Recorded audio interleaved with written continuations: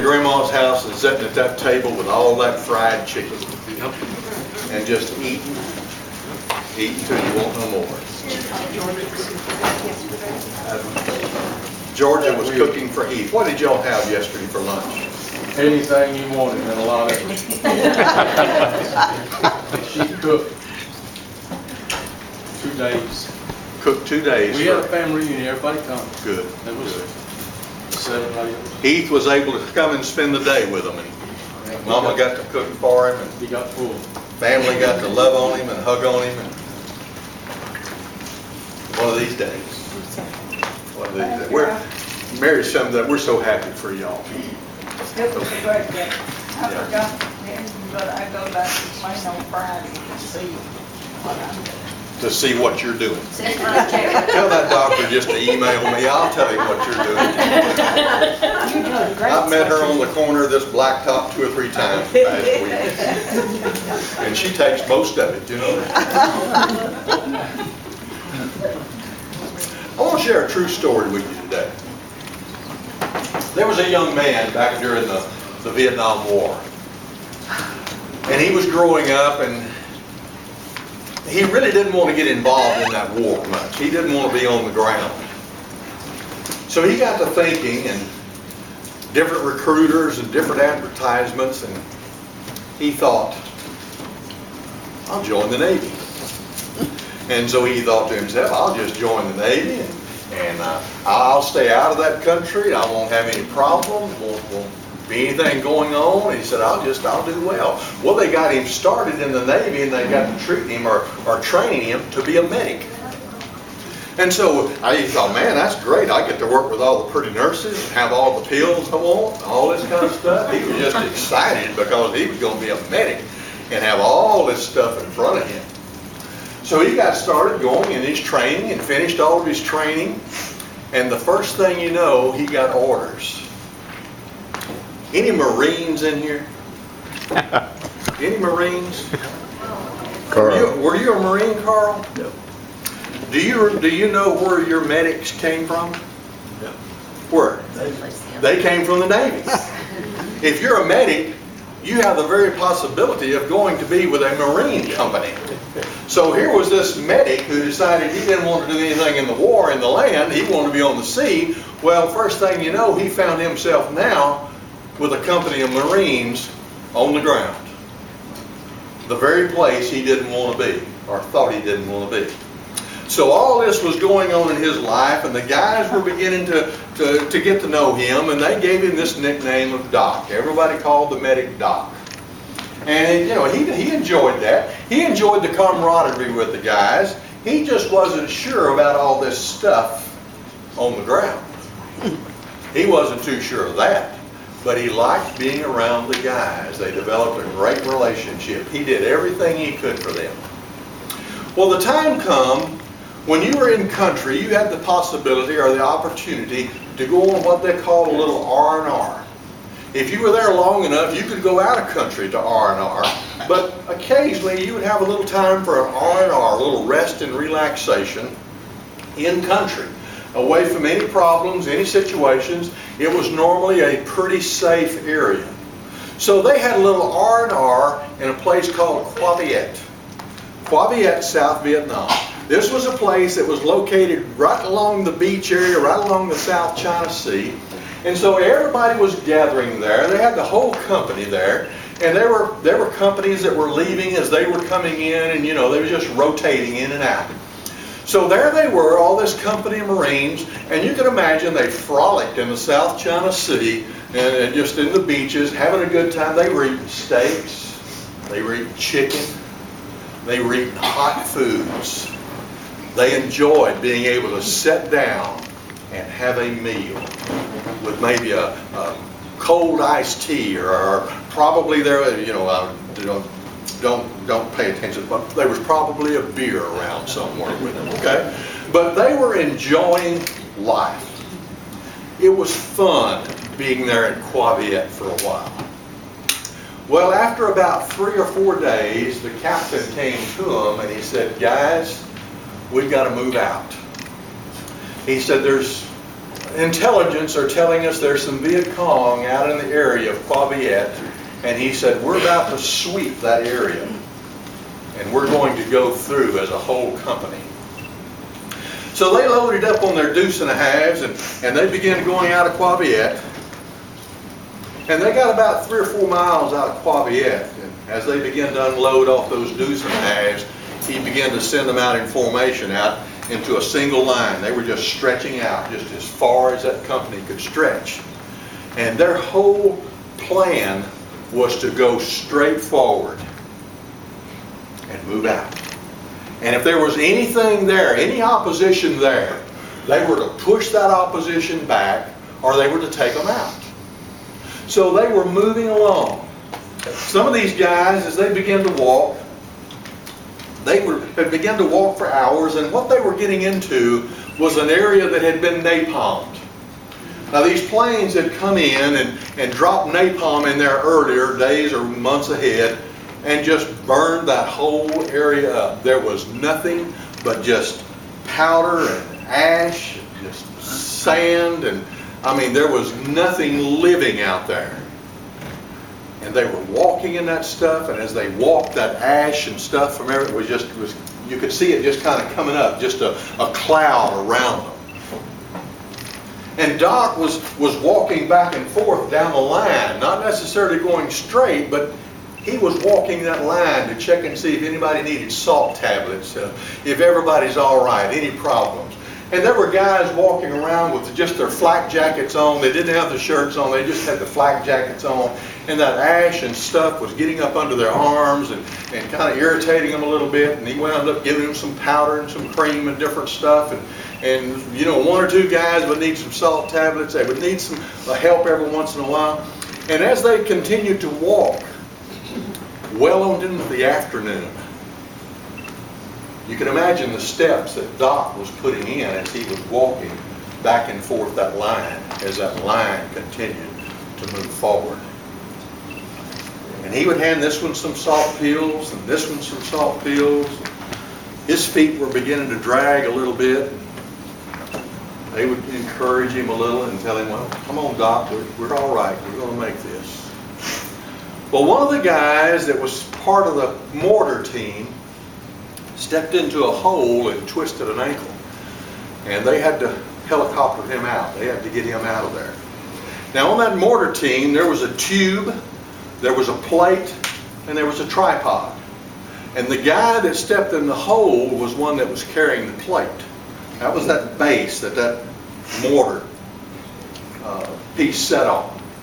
And that plate would weigh probably 60 or 80 pounds. And so Doc took that plate from him as they were evacuating him out, and Doc threw it across his back, and he began to carry it. Now he's carrying the base plate of that mortar, continually walking. And he could see that he's beginning to drag back just a little bit. Some of the guys are pushing ahead of him a little bit, but he was dragging back, but he was doing everything that he could to stay up. And he would catch himself, he would count 1, 2, 3. He would count his steps to help move him a little bit. And he was getting, seemed like dragging a little further back all the time, but he was still trying to take care of those guys. He wouldn't quit.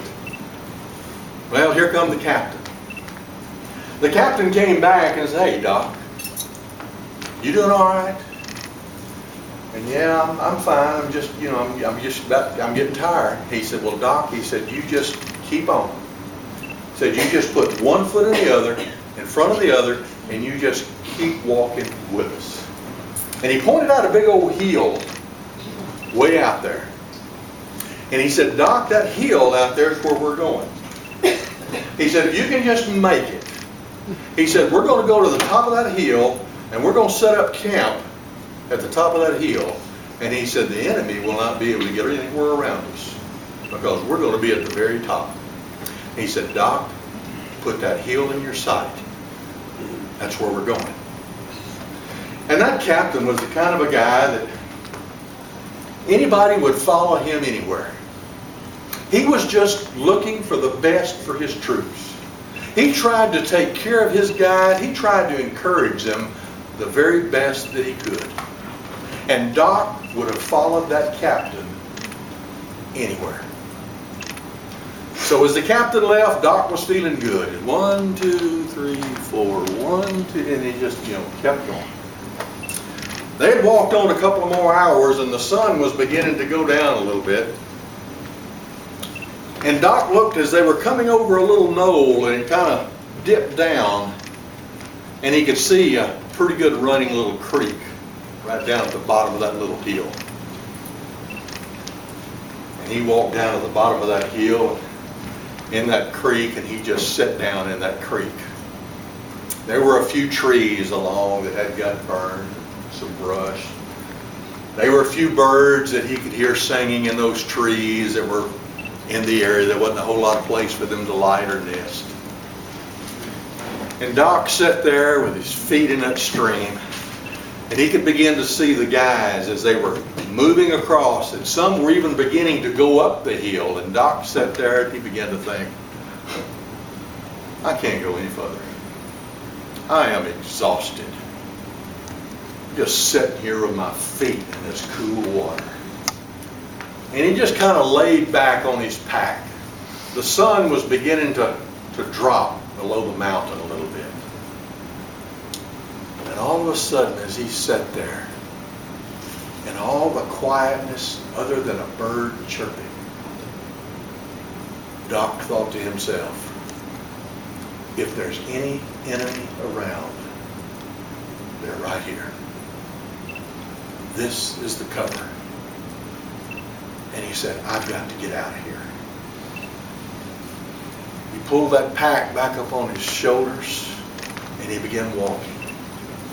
The men were climbing the hill, and Doc, and there was a few stragglers back, but Doc was beginning to watch them as they climbed that hill. He could see them as they began to reach the top. And he could watch them up there and see that they were shedding their packs. They were laying their weapons down beside their packs. And some of them were just kneeling on the ground. Some of them were just opening their canteens, getting water.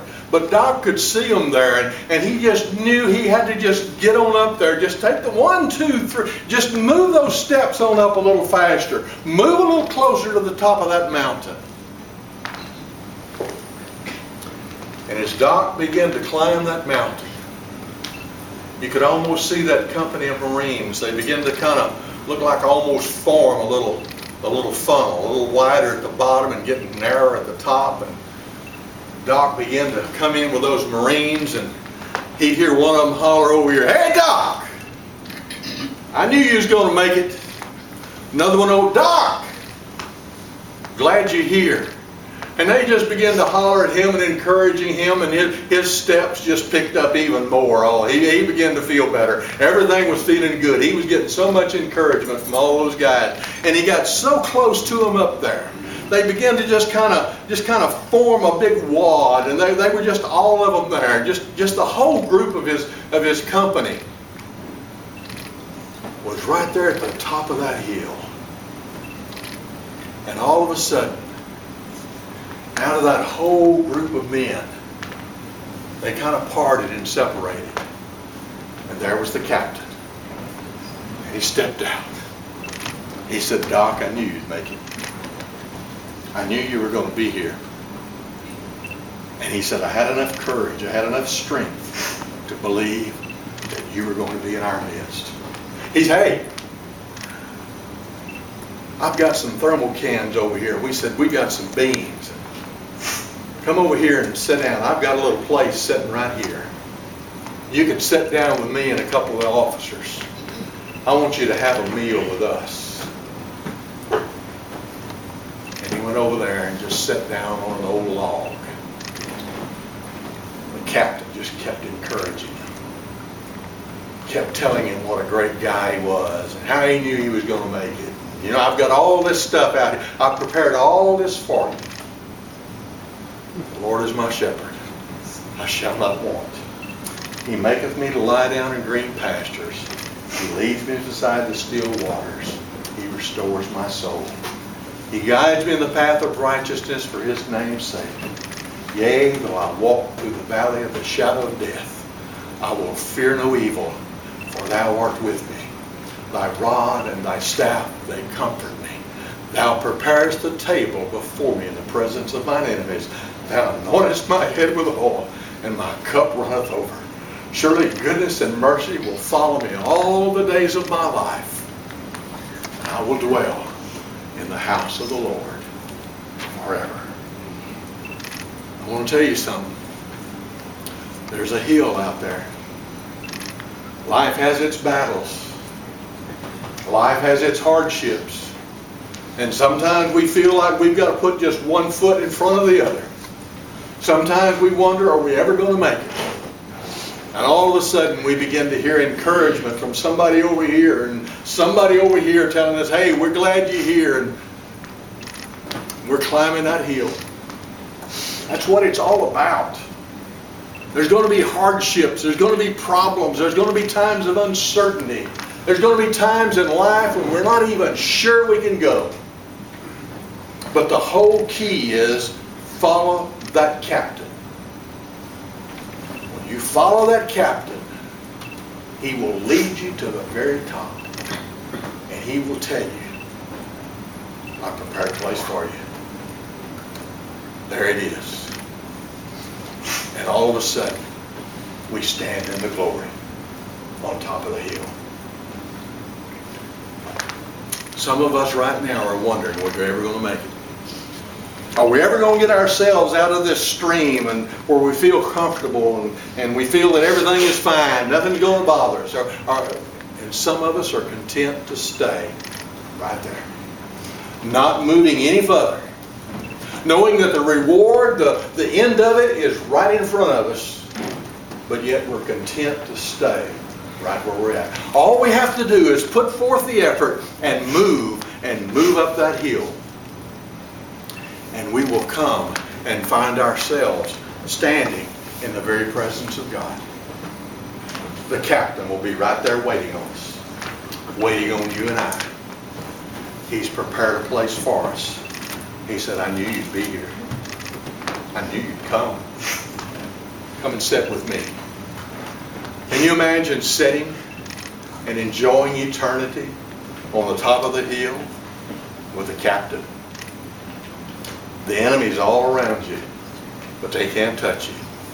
They have no claim to you. They have no hold on you.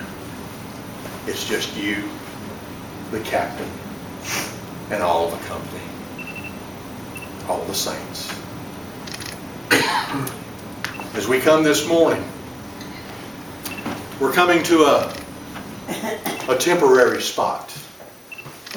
We're coming to a place that we come to often, but it's just an example. It's just a little bit of what's on top of that hill. It's just to fill us up a little bit now. Fill me to where I don't want any more. See, we haven't got there yet. But we're coming to consume. We're coming to take part of. Jesus told a couple of his disciples, go to the house. You'll find the man walking in the city carrying a jar. He said, when you go to him, you find him, you go to him and you tell him, Jesus wants to know where we're supposed to prepare this Passover. And he said, he will take you to a large upper room. Not a synagogue, not a church, but just an upper room, the second floor. He said, you go there and you prepare the Passover. You get ready for that. So they did. Jesus and the rest of the disciples joined them. And they had everything prepared. Everything was ready. And Jesus and his disciples began the Passover. But there was something different. Something different about what was taking place. You see, Jesus was just about to be arrested. He was just about to walk out into that garden. And the soldiers were going to take him away. Why?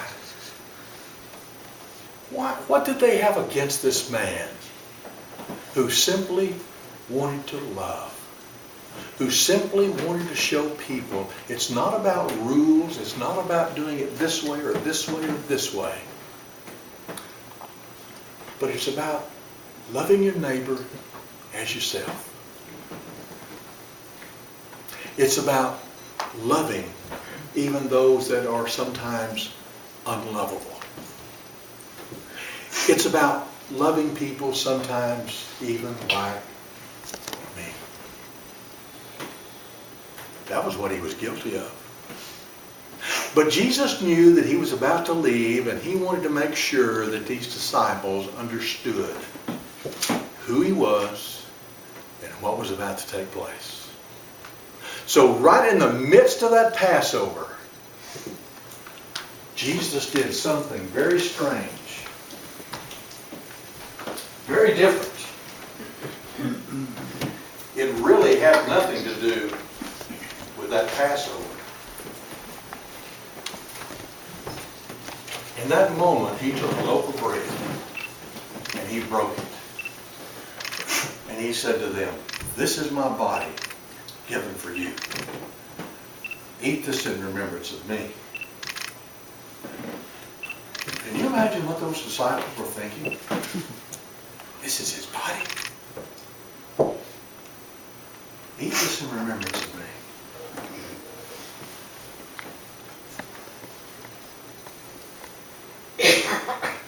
And then likewise, after supper, he took a cup. And he said, "This is the blood of the new covenant. Drink this in remembrance of me."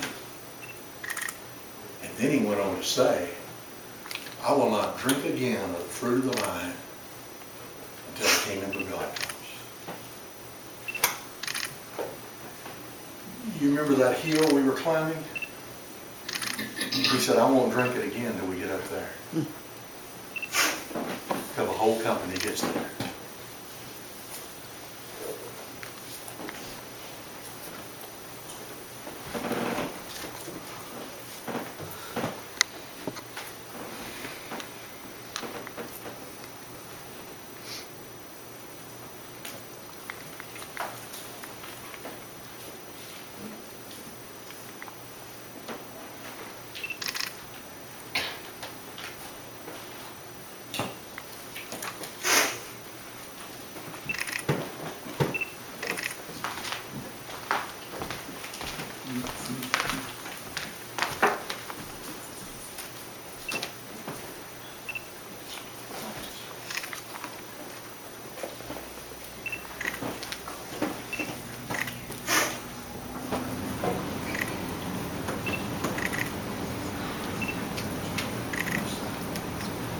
This is the Lord's table. Won't you come?